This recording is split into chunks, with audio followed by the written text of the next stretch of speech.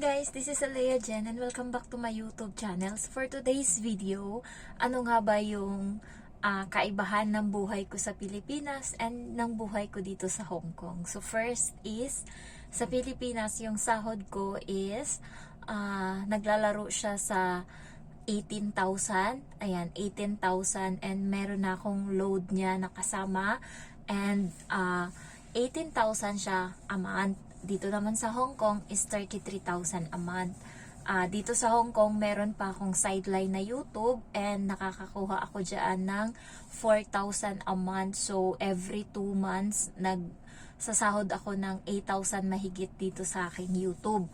Ayan. And then, sa Pilipinas is sagana ako sa tulog. Ayan. Kasi pumapasok ako sa trabaho alauna ng hapon. So, aalis ako ng bahay 12:30 or 12:15 and then uuwi naman ako is 10:30 na ako nakakarating sa bahay kasi alas 10 yung out ko niyan. And sa trabaho, ang ginagawa ko lang doon is nagsi-cellphone, ballpen, parati ako nakahawak ng ballpen doon, and then POS yung sa cashier and sales talk sa customer. Ayan lang yung trabaho ko. Most of the time is nakaupo ako and nagsi-cellphone. And sa Pilipinas is ako yung head ng store namin. So, ako yung batas, ako yung may hawak kung ano yung gusto kong gawin. And 2 or 3 lang naman kami niyan sa store. Ako yung OIC and then cashier and then isang clerk. So 3 kami. So minsan ako lang mag-isa. Yung name ng damit ko, Alea Jen.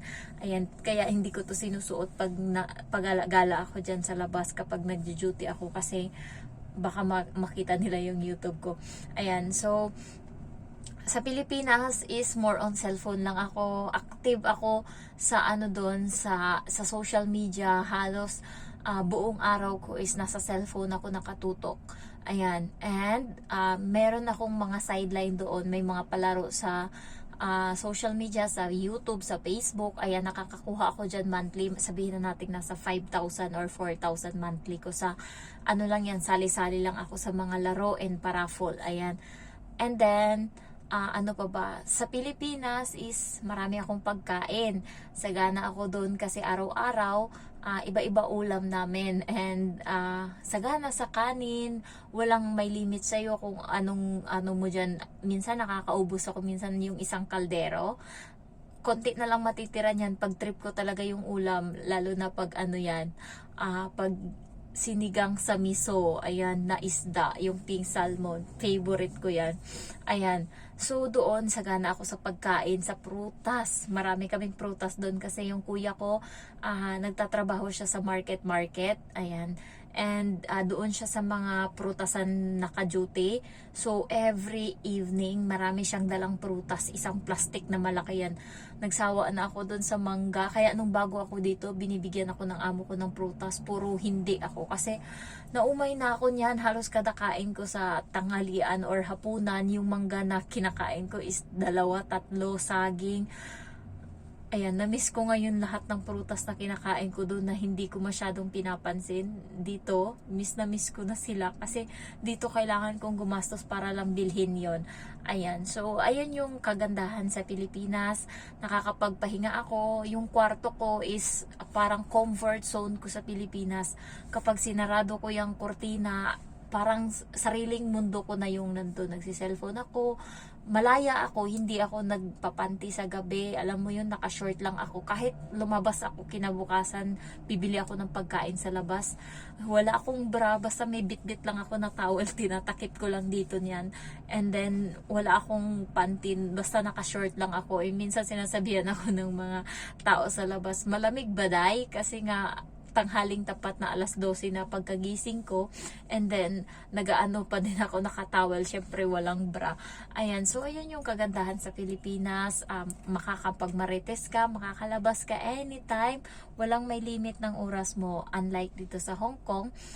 Buong araw kang nandito lang sa amo mo, buong araw kang nagkukuskus, nagtutupi, lahat ng gawaing bahay is buong araw mo yung gagawin. And then dito naman sa Hong Kong, marami akong pera, syempre, char, hindi lang. Pero doon sa Pilipinas, minsan yung napkin, kaya ko lang bumili niya ng tingi-tingi sa palengke, ay sa sa tindahan. Minsan nga 3 lang or 2, ayan, and then kinabukasan na naman. Ayan, so ganyan dito, napapansin ko talaga yung pinagkaiba. Box yung napkin ko dito, hindi pa yan nauubos. Sunod na buwan bibili na naman ako. So ang dami kong dito gamit na sabon ko, guys. Sa Pilipinas minsan yung manipis na sabon, inaano ko pa yan, sinasagad ko pa kasi wala na. Dito ang dami kong sabon and ang dami kong toothpaste dito. Sa Pilipinas parang ang laking gastos na kapag nakapag-grocery ako ng 2,000 para lang sa sarili ko, kasi mababawasan yung sahod ko. Unlike dito, hindi ko iniintindi kasi parang ang dali lang bilhin dito. Yun nga, kasi malaki yung sahod. And then dito, kaya kong bumili ng mga branded na damit nang hindi ko iniisip na mabubutas yung bulsa ko, hindi ko iniisip na wala na akong pangkain, hindi ganun. Dito is hindi ko pinoproblema yung kanin, pagkain, upa sa bahay. Sa Pilipinas, every month is nagbabayad ako ng 1,500, hati kami ng kuya ko kasi 3,000 yung upa, and then tubig, hati din kaming 3. So, kami minsan 130. Kuryente, hati din kami minsan tag 200 kami.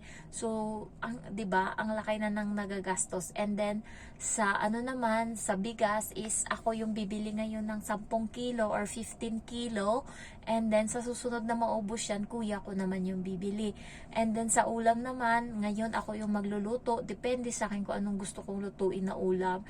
Kinabukasan sila naman yung magluluto. So, ganun sa Pilipinas. Dito sa Hong Kong is hindi ako namumroblema sa tubig, kuryente, ayan, sa pagkain, kahit paano naman, paano-ano lang, bibili lang ako ng itlog, maling, hotdog, tinapay. So, unlike doon sa Pinas na malaki yung gastos ko kasi nga tanghalian ko pa sa trabaho kapag hindi ako nagbaon. Pero mostly nagbabaon talaga ako and bumibili lang ako ng ulam sa may labas. Pero dito is wala ka talagang problema na ganun. Sa Pilipinas, malaya akong nakakagala every time saan ko gusto. Kaya pagdating ko dito sa Hong Kong is hindi ako masyadong na-bored kasi gusto ko din magtaong bahay kasi hindi ko nagawa yan ng ilang taon doon sa Pilipinas kasi more on labas talaga, araw-araw akong nakikisalamuha sa tao.